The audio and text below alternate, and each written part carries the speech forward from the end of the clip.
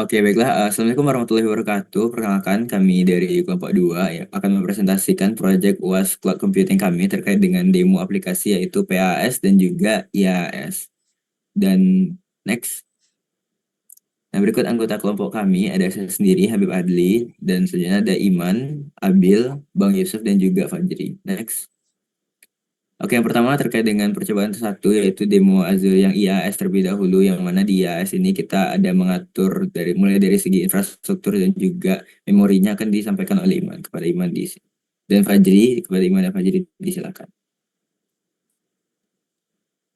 Baik, terima kasih Habib. Sebelumnya izinkan saya Muhammad Fajri izin mempresentasikan terkait bagaimana cara membuat virtual machine. Yang pertama itu tentunya kita meloginkan dulu terlebih dahulu untuk akun portal dari Azure-nya sendiri yang mana telah terdaftar sebelumnya jadi student misalnya di UNAN.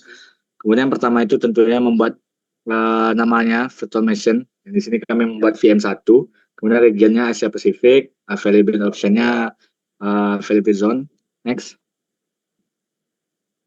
Nah, di sini kita juga menentukan username dan juga password dari VMware yang tersendiri. Next. Nah, untuk di VM1 sendiri, virtual machine sendiri yang pertama itu kita menentukan untuk public IP-nya, yang mana public IP-nya di sini itu VM1 strip IP. Next. Nah, setelah tahapan sebelumnya telah berhasil, maka virtual machine pertama telah selesai dibuat. Next. Selanjutnya kita membuat VM virtual machine dari yang kedua, yang seperti percobaan sebelumnya, menentukan nama, region, dan juga available option-nya. Next. Nah, namun di sini untuk perbedaan antara VM1 dan VM2 itu kita di VM2 tidak memakai public IP-nya atau public IP-nya di private. Next. Nah, di sini untuk setelah selesai kita membuat VM1 dan VM2. Mungkin selanjutnya dia akan dijelaskan oleh Iman. Pada Iman, disilakan.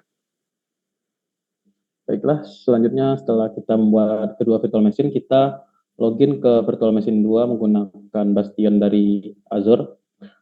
Kita login dengan menggunakan SSH. Terus kita pada VM2 ini kita menginstal dan juga mengupdate dari Ubuntu-nya. Yang mana kita di sini menginstal MySQL Server. Dan selanjutnya setelah MySQL Server terbuat, kita mengkonfigurasi konfigurasi dari MySQL-nya sendiri.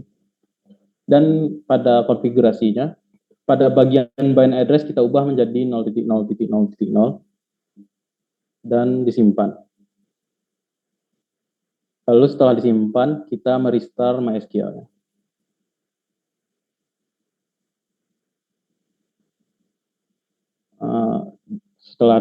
Setelah kita di restart, maka akan tertampilkan seperti ini.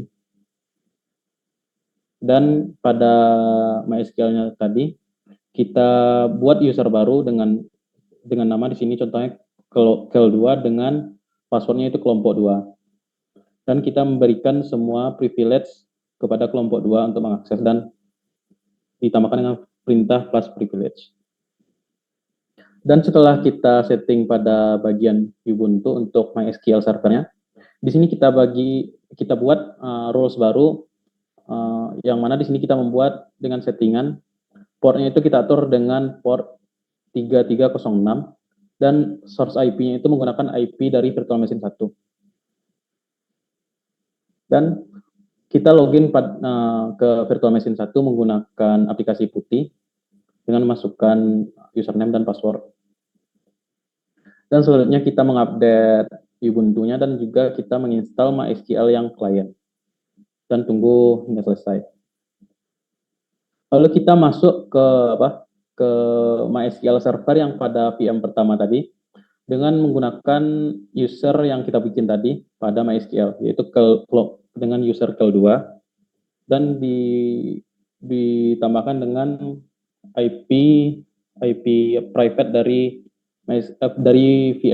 VM2, belum dimasukkan password. Setelah kita masuk ke dalam VM2, dalam MySQL, kita membuat database baru dengan dengan program create database. Pada contoh ini kami memiliki nama database-nya itu neos_db. Terus kita mengaktifkan database dengan menggunakan from use, dan pada database yang telah aktif kita buat tabel dengan memasukkan from create table dengan nama tabel yaitu artikel. Disinilah contoh kita memasukkan artikelnya ke dalam tabel. Contohnya di sini kami beri judul tabel contoh kelompok 2 Azure IAS dan isi dari beritanya itu. Selanjutnya kita keluar dari MySQL dan kembali ke halaman utama VM1. Kita menginstal Python 3 dan PIP. Setelah itu kita tunggu sampai selesai. Dan kita juga menginstal virtual environment. Dan kita membuat sebuah virtual environment dan juga mengaktifkannya. Dan di sana kita install Flash-nya. Tunggu sampai selesai, dan setelah itu baru kita install juga konektor MySQL dan Python.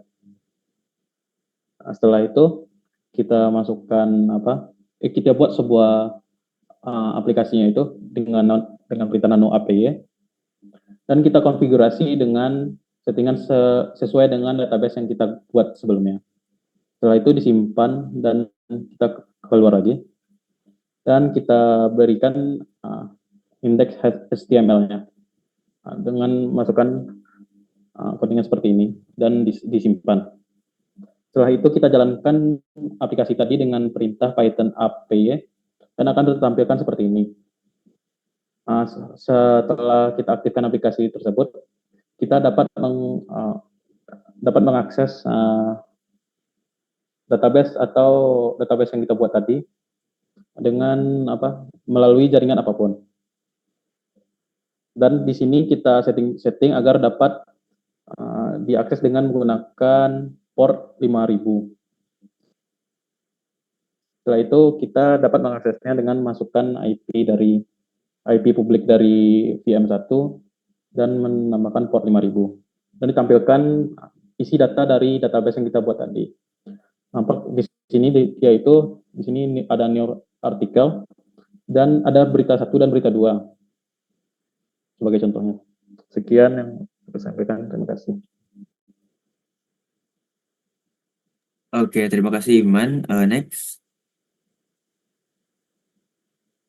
Oke, selanjutnya terkait dengan percobaan 2 terkait dengan demo Azure PAS yang kita berfokus ke machine learning akan disampaikan oleh Bang Yusuf dan juga Abil. Kepada Bang Yusuf dan Abil, disilakan.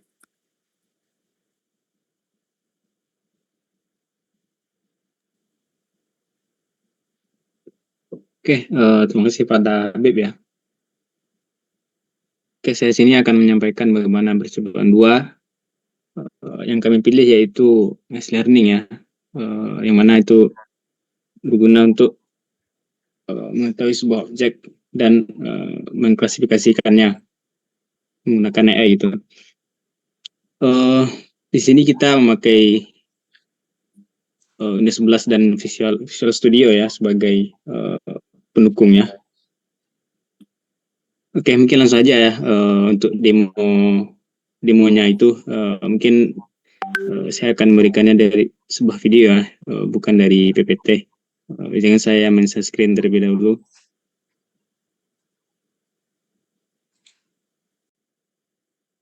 Oke, langsung ya. Baik, terima kasih pada Habib. Saya akan melanjutkan percobaan 2 ya, yang mana mengenai demo Azure yang PAS ya. Itu yang kami ambil yaitu membuat machine learning. Ya, seperti kita ketahui machine learning itu sebuah metode untuk bagaimana AI mengklasifikasikan sendiri sebuah objek yang akan di-trainingnya nanti. Sebelum kita menggunakan Microsoft Azure di sini.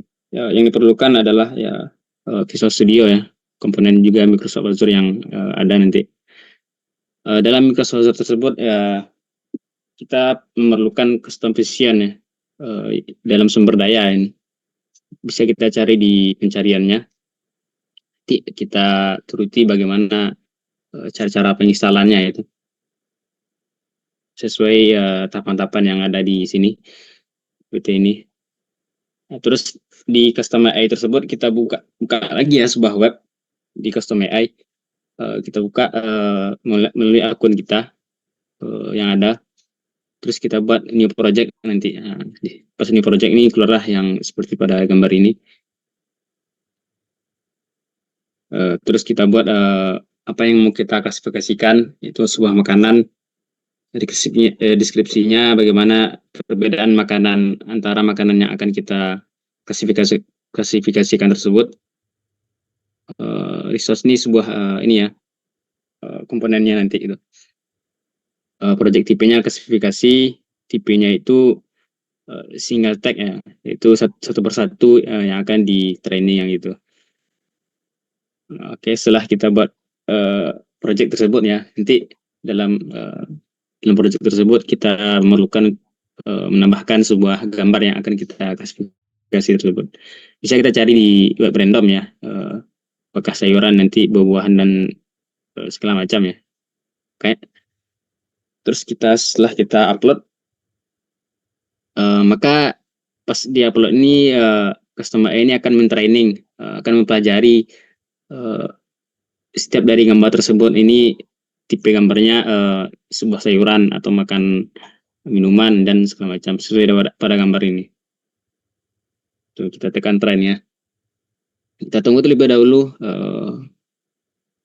Itu nggak lama ya. Tunggu. Nanti muncul sebuah hasilnya, resultnya bagaimana presisinya, terus akurasinya gimana, apakah AI ini bisa mengklasifikasikannya dengan baik atau tidak gitu. Oke, di sini kita bisa lihat gambarnya ya. Nah, ini sesuai link yang dari gambar tersebut kita buat, kalau sesuai partikular gambar itu.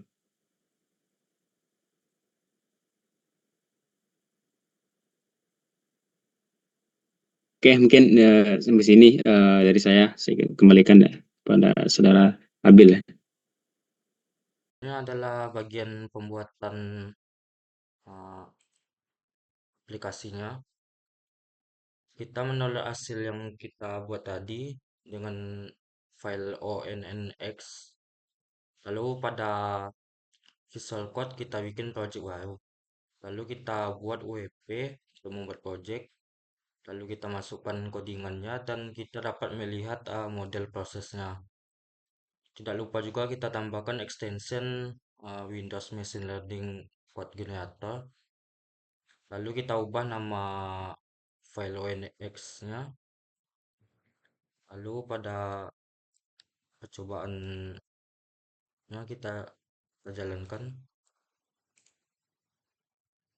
programnya, lalu mendapat aplikasi seperti ini. Lalu untuk menggunakannya kita upload video seperti ini. Kita dapat melihat akurasinya bahwa ini adalah sayur 92%. Lalu untuk hasil yang lain seperti ini dapat menentukan bahwa ini bisa dengan akurasi. Mungkin itu saja untuk demonya, dikembalikan kepada Habib.